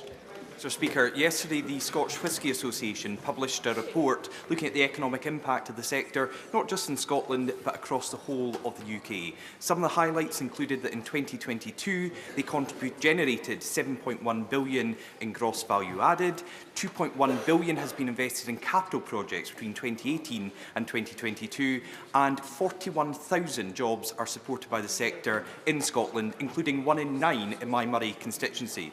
Does the Prime Minister agree that supporting the Scotch whisky industry in the forthcoming spring budget and beyond is a correct priority for this government? Well, my honourable friend is a superb ambassador for Murray and for Scotch whisky, and he's right, it's a hugely successful export industry that supports tens of thousands of skilled jobs across Scotland. I won't obviously tread on the Chancellor's toes about future budgets, but I am proud of this government's track record in supporting the industry, having removed US tariffs on Scotch whisky, reduced tariffs and deals with countries like Morocco and Argentina, and also supporting the sector's interest in our FTAs with Australia, New Zealand, and most recently with CPTPP. Peter Dowd. Mr. Speaker, the Prime Minister has been very keen to take credit for falling inflation in previous months. Will he now take responsibility for today's rise? Mr. Speaker, inflation was over 11% when I got this job. Inflation today is 4%, Mr. Speaker. In common with the US, France, Germany, all countries have seen a mild tick-up in December. All countries have.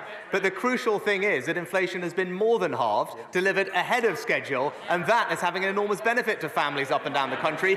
Benefit that would be reversed by his party's plan to saddle them with £28 billion of tax rises.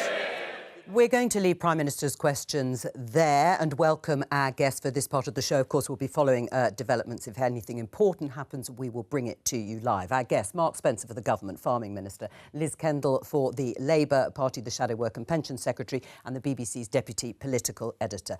Vicki, first of all, Keir Starmer leading again on questions on Rwanda. Hardly surprising, as the Prime Minister and the Government are embroiled in this battle with their own side in terms of getting this flagship legislation through. What did you make of the atmosphere and Rishi Sunak's responses? Yeah, I mean, it's not a surprise that he's gone on this, and it's not the first time he's done it. So a lot of this was quite familiar themes, wasn't it, with Sir Keir Starmer saying, look, the plan doesn't work and you've lost track of all these people.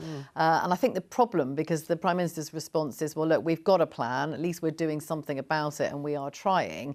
But of course, his argument's being undermined by his own side, because he's got this whole load of Tory MPs saying, well, actually, what you've come up with isn't going to work anyway. Now, for now, I think Sir Keir Starmer, of course, he's in a position where he's asking all the questions, so it is a bit of an easy hit for him when the Conservative Party is fighting amongst itself. But, you know, there will come a time, the closer we get to the election, when people will want to know much more precisely what Labour's plan would be in all of this. Right, and we will talk to Liz Kendall in a moment. But first of all, the question that Keir Starmer asked, which was the government has lost contact with 85% of the people earmarked for removal to Rwanda. And he asked, where are they? The Prime Minister couldn't tell us. Why not? Yeah, well, I think because the Prime Minister is focused on making sure that we have this plan that works to get rid of those people and send them to Rwanda. Yeah, but you don't know where they are. Well, I mean, clearly we do have services within the United Kingdom that's able to go and track down people, and we can look at that. But let's get the plan in place first. Prime Minister has his plan. I think that is a big contrast when you look across the dispatch box, and there seems to be no plan at all to deal with immigration or to try and tackle this issue. And every Conservative MP, and I mean every Conservative MP, wants to solve this challenge and wants to make sure the Rwanda plan works. Except they don't think it works, the right of your party, groups of your party. And actually, they've got a point, because let's have a look at the facts as they stand. It's cost something in the region of £400 million, this scheme so far. No one's been removed to Rwanda, whether you agree with the plan or not. But we have taken some asylum seekers from Rwanda here. So they're right.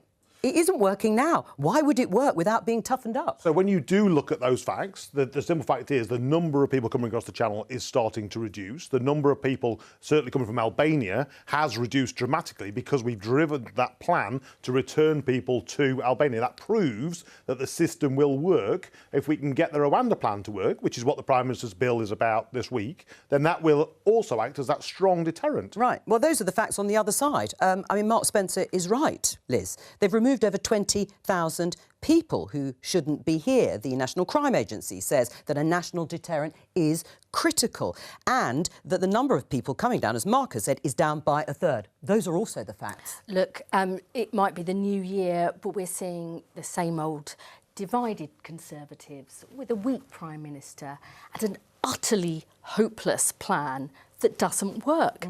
But the facts are there. Do you accept that, to some extent, the deal with Albania, improved relations and arrangements with France have resulted in 20,000 people going back to Albania in the main, and they are down by a third, the number of people crossing? That's true. We have seen, last year, 30,000 people come across in small boats. The government can't say where 4,250 people they've identified to remove to Rwanda actually are. £400 million wasted on this so far, £8 million a day on hotels. We need a serious plan to tackle the problem. That's why Labour will crack down on the criminal gangs and actually sort out the backlog by employing the people we need to get that down and end the hotel use. I mean, I must say, Mark, I did expect better from you than to say we don't have a plan. We do. You might not agree with it. So how do you crack down on the gangs then, Liz? Talk us through that plan. What does crack down on the gangs mean? First of all, you need to disrupt their networks. You need to follow the money to see where it's going. These boats are made to order. You can find out where that happens and deal with it. And we're doing all of that, working with the French. You're not, because we've seen prosecutions for people smugglers cut by a third under this government. And Keir Starmer has a track record in prosecuting those gangs. It can be done. We do need to deal with that serious backlog. We've said we'll employ 1,000 more specialists to deal with it. So we have a plan. The public does want to see it addressed. And the problem is, I'm sure with Blue Monday, this Monday, people switch on the television, see this hopeless division, nothing sorted out, and they really whether want or to not see your change. plan would work, we don't know either at this stage. Well, but let's focus isn't. on you've raised it, but let's focus on the divisions, because that's what's happening today and was happening yesterday. It was the biggest rebellion ever suffered by Rishi Sunak. Let's just show you this headline, the Daily Telegraph. We spoke to Simon Clarke earlier in the week, former cabinet minister under Liz Truss. Rishi Sunak will not protect our borders. I will vote against his failed Rwanda bill. Conservative Party unity means nothing if we can't deliver for our constituents. That is pretty damning from Simon Clarke. What does it say about Rishi Sunak's leadership? So what that tells you about Simon is that Simon wants the Rwanda plan to work. The Prime Minister wants the Rwanda But not your Rwanda plan. Well, he is cynical as to whether it works. I believe that the Prime Minister's plan will work. Yeah, but what do you say? That's why I think at third reading, lots of colleagues will come back to the Prime Minister's plan and support it. But what is clear is that we as the Conservative Party want to stop this problem of boats coming across the channel. We have a plan to make that work, and the Labour Party has no plan. And even if Rwanda worked, if the Rwanda plan worked, they've said they would actually stop it, even if it was working. And I'll come back to that, and you can remind me. But someone else who is clearly showing some frustration with the Rwanda plan is the president of Rwanda, Paul Kagame, because my colleague Faisal Islam, the BBC's economics editor, caught up with him at Davos at the World Economic Forum and asked him about the plan. Let's have a look at what he had to say, and at least I can fill in some of the words. Please. Is the UK deal working? Ask the UK. The Supreme Court said that your country's not safe. Is it safe for refugees? Ask the UK. It is the UK's problem, not the Rwanda's problem. You're getting hundreds of millions of UK taxpayers' money, but not a single refugee. It is going to be used on those people already come. So they don't come, we can return them in. Right, well, Paul Kagame saying this is the UK's problem. It's not Rwanda's problem. And this despite the fact that Rishi Sunak, as Prime Minister, has said the reason we can't toughen up the bill is because Paul Kagame will pull it if the international treaties aren't actually upheld. It sounds to me like Paul Kagame's had enough. No, I think, to be fair, he was doorstep there, clearly. Yeah, I think what he doesn't want to do is say something out of turn and cause a headline. He was trying to park it and not get engaged in and say, look, the UK is dealing with that in the House of Commons today, which we are, and he doesn't want to do anything to sort of cause a headline there. And I think as an international partner working together, I think he's probably done the right thing in saying, look, that's for the UK to deal with, but we'll work with them going forward. What about his phrase where he says, if they don't come, these are people having their asylum applications processed. He says, if they don't come, then we can, not we will, but I think he says we can return the money. Are you going to try and claw it back if no one goes to Rwanda? No, we're going to make sure that the Rwanda plan works. We're going to actually make sure that we get people on those planes. I know the Labour Party will try and stop us, and there'll be lawyers that will try and stop us, but that's why we're delivering this bill through the House of Commons this week, to make sure we've got robust measures in place to make sure that works. Yeah, but it sounds like he might. Paul Kagame says he'll return it, or he might. £400 million, and not a single person has gone back. And the public will look at this and think, what on earth is going wrong? I mean, we need to deal with this problem. But if you think about, this is the third bill, week upon week, discussing it, no one sent back, complete division.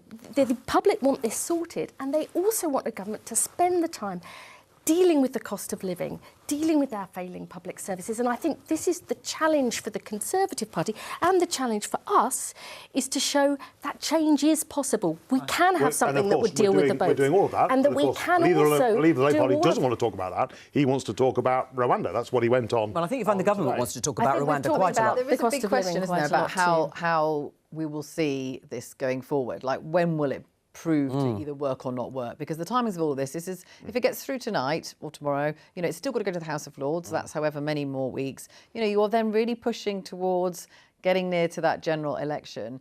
How soon do you think it might be possible that you will get a flight? So I think by the time we get to the autumn, to certainly August, September, I think we'll be in a place where during the election campaign, potentially, where we can get that plane off the ground. And I think, and then there'll be a very interesting question for the Labour Party. Right. When it's proven to work, will your party they reverse? Well, will they reverse? I will ask that question, but they are going to reverse it. They say they're going to reverse it. But before that, is the party going to hold it together until then? Absolutely. I mean, let's just show you this in the HuffPost. Rishi Sunak's poll guru tells Tory MPs to unite or lose election. Isaac Levido told the 1922 committee, that's when all the Conservative MPs meet once a week, it's time to get serious. United parties, only united parties win, divided parties don't. Your party is divided right across the board. I don't wholly accept that, in that we are united, in that we want to solve the challenge. Yeah, but you're not united on how to do it. I mean, Mark, Absolutely. You're a former chief whip. Yes. You're a former chief whip. You wouldn't underestimate the impact of two now former deputy chairmen resigning their posts in order to vote against the government, and another parliamentary aide. That is serious. But there is a slither of difference in terms of policy where they disagree, those two groups within the party. That's not true. But the Prime Minister does have this firm plan to deliver on stopping those votes. And when this plan works, which it will in the autumn, then we'll be in a wholly different place politically, because the Labour Party will be charged with the challenge of we're proving that this is working. The flights are now taking off. Are you actually going to abandon that and go back to square one with no plan at all? You'll scrap it, come what may. We will, and let me tell you why. Well, even if it works. Because do you think that for £400 million, the maximum that we know it can remove each year is 100. It's a deterrent. That's the idea of it, is to deter people coming. £4 million per person is value for money. No, there is an alternative plan that's workable, that's legal, and that is value for money. Right. And let me say, it is absolutely true that divided parties do not win. And I've seen that in my own party, and that is the difference that Keir has made. Right. Is uniting us, changing the party, uniting us. And I heard that if I can speak, because I haven't had a... We have, that's not true. You might disagree with our plan, but it's not true that we Let me go back to the United Party, because you can't sit there, Mark, can you really, in all honesty, and say your party is not split, divided, arguing amongst itself over this plan and others. There are absolutely policy differences within the party, and there is a vigorous debate. And unhappiness with Rishi Sunak's leadership as a result. No, I don't think that is true at all. I think everybody recognises that he's the Prime Minister and will lead us into the election. I've heard no talk about that at all within the tea room. I think they don't like the direction. Clearly there are policy differences, but the simple difference is between the two sides of the House of Commons is Prime Minister has a plan, Labour Party doesn't have a plan, and if when Rwanda works, they will take us back to square one without any plan at all. The scale of that rebellion, I think, shows how weak Rishi Sunak is. He hasn't won a leadership election. He's tried to kind of, pay lip service to the right. Win a leadership election. They have paid lip service to the right, and now they're saying it's not good enough. And weak prime ministers with divided parties don't win. But the point about all of this is the public looks at this and thinks, I can't pay my bills. I can't get a GP appointment. Well, I want to see something to stop these boats. And they look at any political party that spends more time thinking about itself and turning in on itself isn't fit to lead the country. Well, most people would be desperate for a general election. Well, and it will come, obviously, probably later this year, if not before. The poll that was released in the Telegraph, what did you make of it? Electoral wipeout for the Conservatives. And we've seen polls swing in all directions. Yeah, not quite in that direction in terms of electoral wipeout comparisons with 1990. It was a small selection. When you actually look at the polling over the last 6 months... It was a huge poll. It wasn't a small poll. They're pretty stable in that the Conservative Party's polling is at the moment, staying pretty flat. What, 20 points behind Labour? Coming down slightly, but we're in a place where... You're 20 points behind Labour and have been consistently, give or take. And I think that's what happens mid-term. But when we get into a general election cycle... We're not mid-term. When we're not in an election from a general election. Once we get into an election cycle, the Labour Party publish a plan if they have one, I think we'll be in a different place. Well, and the swing is huge, isn't it? The swing is huge on the new boundaries. It has to be even bigger than Tony Blair's swing in 1997. We're talking in the region of over 12%. That is... No party's ever done that, and this is one area why I might be more in agreement with Mark, is that I don't believe that poll. I don't believe the poll, and no, it's not just a... what I find astonishing is all the polls that people have said have been right in the past and then proved not. They forget that, but it is also the case that politics is really, really volatile and things can change quickly. So I don't for a second believe that. No, well, that's true. A lot of voters aren't listening. I'm sure, obviously, the people watching this programme are. There's a lot of voters are not engaged yet because, as you say, they are concerned with other things. And there are don't knows. And many of them don't knows, which I know does, worry a lot of Labour MPs. They're also They also, and this is the challenge for us, is, the public wants change, but they need to believe that change is possible, and that is our focus. We've changed our party, thank goodness. For all right, well, finish your point, Vicki, in terms of where do you think the state of the parties will be this time next week? I think the other point about the poll, though, whether it's right or wrong, as you say, look, broadly, lots of Tory MPs know they're a long way behind at the moment, and that does affect, of course, their mood, how they behave. It does seep into the whole Conservative Party mood, doesn't it? And I think that is the problem that Rishi Sunak is fighting, that people are looking at this going, look, I don't think we're going to win. And they've already given up, some of them. So not all of them, but some of them. And I think that makes it a very difficult party to lead and it makes it very difficult to govern. Do you accept that? No, I mean, I don't. It's not what I hear in the tea room at all. I think there will be a clear choice between Rishi Sunak, who has set out his agenda, set out his plan, is delivering that plan, and the Labour Party, who basically, whenever asked a question, just say, we wouldn't do what the government is doing. I've answered the question. Well, let me get you to answer. Let me get you to answer a different question. Well, hang on. We wouldn't do that. Well, Liz, let's pick up on that, because Liz, you've said that the country wants change. Yes. The country wants something different. I'll just show you this headline in the Financial Times, because Davos, the World Economic Forum, is ongoing, and Labour's Shadow Chancellor Rachel Reeves is preparing for pitch to business. She's been pressing the flesh out there with all sorts of business leaders. But what is the change? I mean, Mark's got a point. It would be a change of party and a change of government and a change of Prime Minister if you win the election. But what's going to change people's worries about cost of living under a Labour government? So I make no apology that Rachel is talking to businesses, because growth is our number one priority. And because it's businesses who create the money and the jobs and the growth. They want stability, not the chaos we've seen under the Conservatives. They want a long-term plan, so they know if they put the investment in to create new jobs that things won't change. But it won't change quickly, will it? But the third thing is they want a partnership. And let me just give you a really simple example. This week, I spoke to the boss of Sainsbury's. And last year, they put £14 million into apprenticeships, in the apprenticeship levy.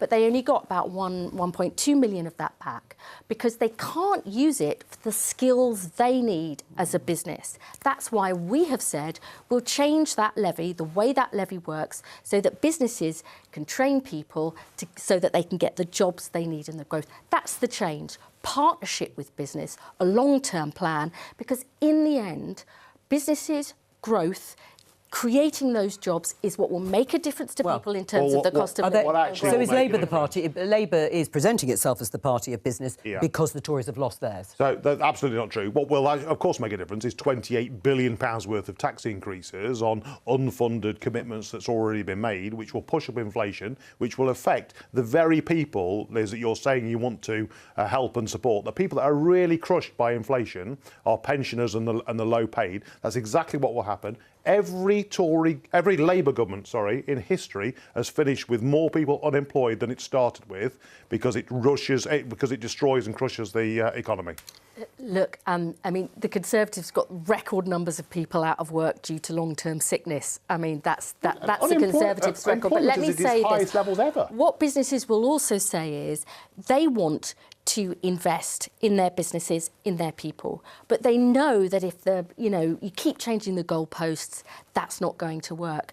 Again, saw that in my own constituency, where E.ON was insulating people's homes, good for jobs, good for people's bills, but the government changed the goalposts on the scheme, and now they're left with no certainty. So Labour is saying we want stability, we want a long-term plan, and we want a partnership. Right, well, stability is one thing, fine, if you're talking about political stability. Let me just show you this headline, Liz, in The Guardian. Tax our wealth, super rich, tell politicians at Davos. They're asking for you to tax their wealth.